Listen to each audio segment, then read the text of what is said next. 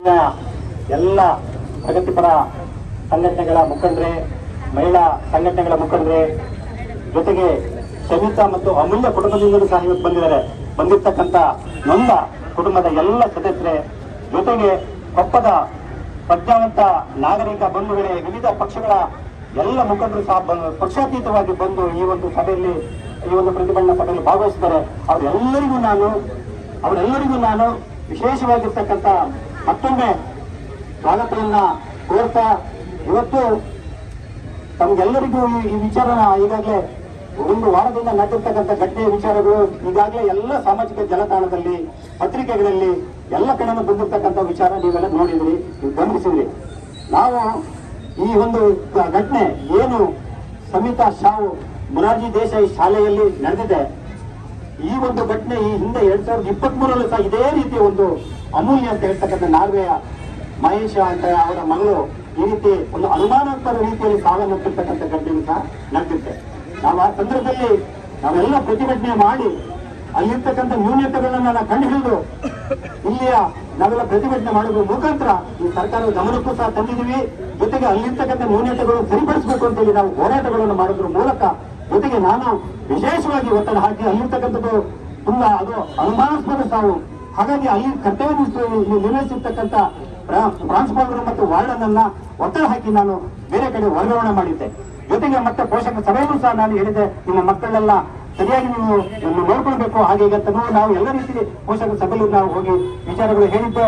ಪೋಷಕರು ಒಳ್ಳೆ ರೀತಿ ಬೆಂಬಲವನ್ನು ಕೊಟ್ಟರು. ಈ ರೀತಿ ನಡ್ಕೊಂಡು ಬರ್ತಿರ್ತಕ್ಕಂಥ ಸಂದರ್ಭದಲ್ಲಿ ಇವತ್ತು ಮೊರಾರ್ಜಿ ದೇಸಾಯಿ ಶಾಲೆಯಲ್ಲಿ ಓದ್ತಕ್ಕಂಥ ಎಲ್ಲ ಬಡವರು ಇವತ್ತಲ್ಲಿ ಶಾಲೆ ಕೇಂದ್ರ ಸರ್ಕಾರದಿಂದ ಒಂದು ಕಟ್ಟಿಸ್ಪಟ್ಟು ರಾಜ್ಯ ಸರ್ಕಾರ ಅದನ್ನ ನಿರ್ವಹಣೆ ಮಾಡ್ತಕ್ಕಂಥ ಸಂದರ್ಭದಲ್ಲಿ ಎಲ್ಲ ಜಾತಿ ಬಡ ಜನರು ಅಲ್ಲಿ ಇವತ್ತು ಓದ್ತಕ್ಕಂಥ ಒಂದು ಶಾಲೆ, ಇವತ್ತು ಈ ಶಾಲೆ ತಾಲೂಕಿಗೆ ಒಂದು ಉತ್ತಮ ಶಾಲೆಯಾಗಿ ನಿರ್ಮಾಣ ಆಗಿದೆ. ತುಂಬಾ ಉತ್ತಮವಾಗಿ ಅಲ್ಲಿರ್ತಕ್ಕಂಥ ಅಂಕಗಳನ್ನು ತೆಗೆದುಕೊಂಡು ಅಲ್ಲಿರ್ತಕ್ಕಂಥ ಒಳ್ಳೊಳ್ಳೆ ಪರ್ಸೆಂಟೇಜ್ ತೆಗೆದುಕೊಂಡು ಬಂದಿರ್ತಕ್ಕಂಥದ್ದು ಇಡೀ ತಾಲೂಕಿನಲ್ಲಿ ಒಂದು ಉತ್ತಮವಾಗಿರ್ತಕ್ಕಂಥ ಒಂದು ಬೋಧನೆ ಅಲ್ಲಿರ್ತಕ್ಕಂಥ ಸಿಬ್ಬಂದಿಗಳಿಂದ ಮತ್ತೆ ಎಲ್ಲ ಹಿಂದೆ ನಡೆದಿದೆ. ಯಾಕೋ ಏನು ಈಗ 2 ವರ್ಷಗಳಿಂದ ಈಚೆಗೆ ಆ ಶಾಲೆಯಲ್ಲಿ ಮಕ್ಕಳು ಸೇರಿಸಿದ್ರೆ ದೊಡ್ಡ ಪಾಪ ಅನ್ನೋ ಒಂದು ಮಟ್ಟಕ್ಕೆ ಈಗ ಬಂದು ತಲುಪಿದೆ. ಯಾಕಂತ ಹೇಳಿದ್ರೆ ಅಲ್ಲಿ ಒಂದು ಅವ್ಯವಸ್ಥೆಗಳು ನೋಡಿದ್ರೆ ನಾವು ಹಿಂದಿನ ನಾವು ಗಮನಕ್ಕೆ ತಂದಿದ್ವಿ, ಅದನ್ನ ಸರಿ ಮಾಡ್ತಕ್ಕಂಥ ಗಮನಕ್ಕೂ ಸಹ ತಂದಿದ್ವಿ ನಾವೆಲ್ಲ. ಆದ್ರೆ ಇಲ್ಲಿ ಅವ್ಯವಸ್ಥೆಗಳು ನೋಡಿದ್ರೆ ನಿಜವಾಗ್ಲೂ ನಮಗೆಲ್ಲ ತುಂಬಾ ಬೇಸರ ಆಗ್ತಕ್ಕಂಥ ಸಂಗತಿ. ಹಾಗಾಗಿ ನಾವು ಏನು ಈಗ ಮೊನ್ನೆ ಒಂದು ಘಟನೆ ಹಿಡಿತು, ಆ ಘಟನೆಯನ್ನು ನಾವೆಲ್ಲ ಕೂಲಂಕುಷವಾಗಿ ನಾವೆಲ್ಲ ಅಧ್ಯಯನ ಮಾಡಿ ನೋಡಿದಾಗ ಎಂತ ಒಂದು ದುರ್ಘಟನೆ ಅಂತ ಹೇಳಿದ್ರೆ, ಅಲ್ಲಿ ಸರಿಯಾದ ರೀತಿಯ ಪೇರೆಂಟ್ಸ್ಗಳ ಸಭೆ ಕರೆತಿಲ್ಲ. ಅಲ್ಲಿ ಇರ್ತಕ್ಕಂಥ ಪ್ರಾಂಶುಪಾಲರು ಅವ್ರದೇ ಆಗಿರ್ತಕ್ಕಂಥ ಒಂದು ನಿಯಮಗಳು, ಸರ್ಕಾರದ ನಿಯಮಗಳು ಏನಿದೆ ಅವನ್ನೆಲ್ಲವೂ ಗಾಳಿ ಹೋಗಿದ್ದಾರೆ. ಯಾವ ರೀತಿ ಅಂತ ಹೇಳಿದ್ರೆ, ಅಲ್ಲಿ ಪೋಷಕರು ಇವತ್ತೆಲ್ಲ ಪೋಷಕರು ಇದ್ದಾರೆ, ನೀವೆಲ್ಲ ಅರ್ಥ ಮಾಡ್ಕೋಬೇಕು. ಮಕ್ಕಳನ್ನೆಲ್ಲ ಬಿಡಕ್ ಹೋಗುತ್ತೆ, ಶಾಲೆಯಲ್ಲಿ ಎಲ್ಲ ಬಿಡಕ್ ಹೋಗುತ್ತೆ, ಅಲ್ಲಿ ಗೇಟ್ ಒಂದು ಮಾಡಿದ್ದಾರೆ. ಆ ಗೇಟ್ ಅಲ್ಲಿ ನಿಂತ್ಕೋಬೇಕು, ಮತ್ತೆ ಅದರಿಂದ ಹೆಚ್ಚು ಮುಂದೆ ಹೋಗಂಗಿಲ್ಲ, ಜೆಂಟ್ಸು ಹೋಗಂಗಿಲ್ಲ, ಲೇಡೀಸು ಹೋಗಂಗಿಲ್ಲ, ತಾಯಿ ಸಹ ಅಲ್ಲಿ ಆಚೆ ಒಳಗೆ ಹೋಗಂಗಿಲ್ಲ. ಅಲ್ಲಿ ಅವರ ಒಂದು ಯೋಗಕ್ಷೇಮನ ವಿಚಾರಿಸಲು ಕೂಡ ಮತ್ತೆ ಅಲ್ಲಿಂದ ಬರಬೇಕು.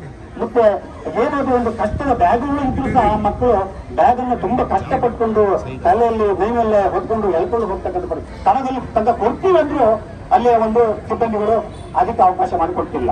ಇಷ್ಟೆಲ್ಲ ಸ್ಟಿಕ್ ಮಾಡಿದ್ದಾರೆ ವಸತಿ ಶಾಲೆಯಲ್ಲಿ. ಈ ರೀತಿ ಒಂದು ಸ್ಟಿಕ್ ಆಗಿರ್ತಕ್ಕಂಥ ಸಂತೋಷ ನಾವು ಒಪ್ಪೋಣ, ಆದ್ರೆ ಆ ಒಂದು ನಿಯಮ ಪಾಲನೆ, ಆ ಒಂದು ಸ್ಟಿಕ್ ಯಾಕೆ ಒಳಗಡೆ ಇಲ್ಲ? ಒಳಗಡೆ ಅಷ್ಟೇ ಸ್ಟಿಕ್ ಇರ್ಬೇಕಲ್ಲ, ಮಕ್ಕಳ ರಕ್ಷಣೆನೂ ಅಷ್ಟೇ ಸ್ಟಿಕ್ ಆಗಿ ಮಾಡ್ಬೇಕಲ್ವಾ? ಇವ್ರು ಈ ತರ ಮಾಡ್ತಾರೆ. ಅಲ್ಲಿ ಒಳಗಡೆ ಹಿಂದಿನ ತರ ಏನೋ ಒಂದು ಘಟನೆ ನಡೀತದೆ, ಹಿಂದಿನ ಕಾಲ ಒಂದು ಘಟನೆ ನಡೀತು, ಈಗ ಪುನಃ ಮತ್ತೊಂದು ಘಟನೆ ನಡೆದಿದೆ. ಹಾಗಾಗಿ ನಾವೆಲ್ಲ ಇವತ್ತು ಅಲ್ಲೆಲ್ಲ ಅಧ್ಯಯನ ಮಾಡಿ ನೋಡಿದಾಗ, ಜೊತೆಗೆ ಮುಂದೆ ಏನು ಘಟನೆ ನಡೆಯುತ್ತಲ್ಲ ಆ ಘಟನೆಗೆ ಈ ಘಟನೆಗೆ ಯಾವುದೇ ರೀತಿಯ ವ್ಯತ್ಯಾಸ ಇಲ್ಲ, ಒಂದೇ ತರ ಘಟನೆ ನಡೆದಿದೆ. ಅಲ್ಲೂ ಅಷ್ಟೇ ಅವತ್ತು ದಿನ ರಾತ್ರಿ 10ರಿಂದ 11:30 ಆದ ಒಂದು ಆ ಹುಡುಗಿ ಅನುಮಾನಾಸ್ಪದವಾಗಿ ಸಾವನ್ನಪ್ಪಿದ್ಲು.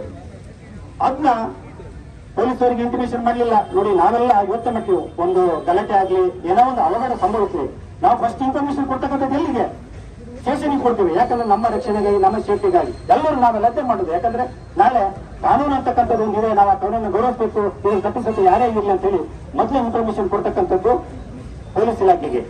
ಹೋಗುವಂತ ದೂರದಲ್ಲಿರ್ತಕ್ಕಂಥ ಒಂದು ಪೊಲೀಸ್ ಸ್ಟೇಷನ್ ಇಲಾಖೆಗೆ ಇವರು ಮಾಹಿತಿಯನ್ನು ಕೊಡದೇನೆ ಮರುದಿನ ಮುಂಜಾನೆ ಕೊಡ್ತಾರೆ.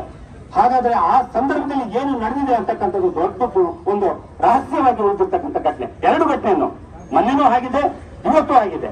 ಇದರಲ್ಲಿ ಯಾಕೆ ಅಲ್ಲಿ ಸಿಬ್ಬಂದಿಗಳು ಯಾಕೆ ಆ ರೀತಿ ಮಾಡ್ತಿದ್ದಾರೆ? ಜೊತೆಗೆ ಮತ್ತೆ ಅಲ್ಲಿ ಮಕ್ಕಳ ರಕ್ಷಣೆಗಾಗಿ ಸಿಸಿಟಿವಿ ಕ್ಯಾಮೆರಾ ಇದೆ. ನಾವು ಹಿಂದೆನೂ ಹೇಳಿದ್ವು ಅದು ಮಾಡ್ಬೇಕು ನೀವು ಅಂತ ಹೇಳಿ. ಅದು ಕೆಟ್ಟು ಹೋಗಿ ಹಲವು ದಿನಗಳಾಗೋಗಿದೆ. ಅದನ್ನ ರಿಪೇರಿನೇ ಮಾಡ್ತಿಲ್ಲ. ಅದನ್ನ ರಿಪೇರಿ ಮಾಡ್ತಕ್ಕಂಥದಕ್ಕೆ ಬೇಕಾಗಿರ್ತಕ್ಕಂಥ ಸರ್ಕಾರಕ್ಕೆ ಒತ್ತಡ ಹಾಕಿ ಅದು ಮಾಡ್ತಕ್ಕಂಥ ವ್ಯವಹಾರ ಆ ಒಂದು ಕೆಲಸವನ್ನು ಅಲ್ಲಿ ಇರ್ತಕ್ಕಂಥ ಸಿಬ್ಬಂದಿಗಳು ಮಾಡಲ್ಲ. ಇವರು ಎಲ್ಲಿ ರಾತ್ರಿ ವಾಚ್ಮನ್ ಇದ್ದಾರೆ, ಎಲ್ಲ ಮಕ್ಕಳ ಚಲನವಲನಗಳನ್ನೆಲ್ಲ ರಾತ್ರಿನೂ ವಾಚ್ ಮಾಡ್ತಾರೆ, ಹಗಲು ವಾಚ್ ಮಾಡ್ತಾರೆ. ಅಷ್ಟೆಲ್ಲ ಸರ್ಕಾರ ಎರಡೆರಡು ವಾಚ್ಮನ್ಗಳನ್ನು ಇಟ್ಕೊಂಡು ಇವರು ಏನು ಮಕ್ಕಳನ್ನು ರಕ್ಷಣೆ ಮಾಡ್ತಾರೆ. ಜೊತೆಗೆ ಒಂದೊಂದು ರೂಮಿಗೆ ಒಂದೊಂದು ವಾರ್ಡನ್ಗಳು ಇರ್ತಾರೆ. ಈಗಲೂ ಇದ್ದಾರೆ. ಹಾಗಾದ್ರೆ ಇವರೆಲ್ಲ ಮಕ್ಕಳ ರಕ್ಷಣೆ ಯಾವ ರೀತಿ ಮಾಡಿದ್ರು? ಏನು ಈ ಘಟನೆ? ಯಾಕೆ ಒಂದೇ ಕಾಲದಲ್ಲಿ ಈ ಘಟನೆ ನಡೀತಿದೆ ಅಂತ ಹೇಳ್ತಕ್ಕಂಥ ನಾವೆಲ್ಲ ಅಧ್ಯಯನ ಮಾಡಿದಾಗ ಏನೋ ಒಂದು ರಹಸ್ಯ ಅಡಿಗೆ ಅಂತಕ್ಕಂಥದ್ದು ಇಡೀ ಒಂದು ಸಾರ್ವಜನಿಕ ನಾಗರಿಕರ ಮಧ್ಯದಲ್ಲಿ ಇವತ್ತೊಂದು ಅನುಮಾನದ ಹುಟ್ಟುವುದು ಇವತ್ತು ನಮ್ಮೆಲ್ಲರ ಮಧ್ಯದಲ್ಲಿ ಇದೆ. ಏನ್ ನಡೀತಿದೆ ಅಲ್ಲಿ ಅಂತ ಹೇಳಿ. ಹಾಗಾದ್ರೆ ಮಕ್ಕಳಿಗೆ ಎಲ್ಲಿ ಭದ್ರತೆ, ಎಲ್ಲಿ ರಕ್ಷಣೆ ಸಿಗ್ತದೆ ಅಂತಕ್ಕಂಥದ್ದು ನಮ್ಮೆಲ್ಲರ